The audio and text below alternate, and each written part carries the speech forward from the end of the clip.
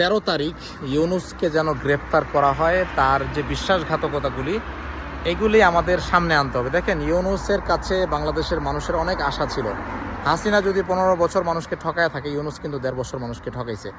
ইউনূসের জন্য খুব সহজ ছিল সেনাপ্রধানের অপসারণ। সে যদি শুধুমাত্র চিঠি ইস্যু করতো, সে যদি লিখে দিত তার কার্যালয় থেকে যে বাংলাদেশের সেনাপ্রধান নতুন কেউ একজন হবে, এই সেনাপ্রধানকে আমরা যে বিদেশে কোনো রাষ্ট্রদূত হিসেবে পাঠিয়ে দিই, তাইলে কিন্তু সেনাবাহিনীর ভিতরে যে চেঞ্জেসগুলো বা যে কালপ্রিটগুলো এখনও রয়ে গেছে, বা ভারতের সাথে যারা এখনও যোগাযোগ করে দেশের পরিস্থিতি নিয়ন্ত্রণ করতেছে, এদের সমস্ত কিছুকে ঠিকঠাক করার সুযোগ ছিল। কিন্তু ইউনূস এই কাজটা করে নাই।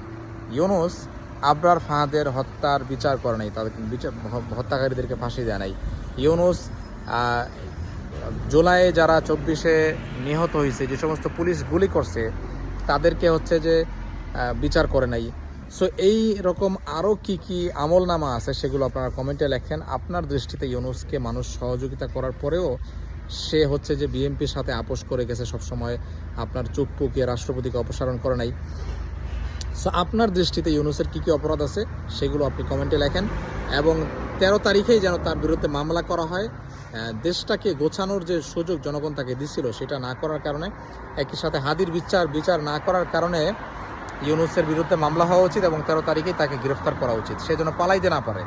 এবং এইটার মাধ্যমে এইটার প্রতিষ্ঠা করা উচিত আমাদেরকে, যে জনগণ যাকে ক্ষমতায় আনবে, সে যদি ক্ষমতার অপব্যবহার করে, তাহলে তাকে যে ছাড়া হবে না, এই নজির বাংলাদেশে স্থাপন করতে হবে। এটাই জুলাইয়ের চেতনা। ইনকিলাব জিন্দাবাদ।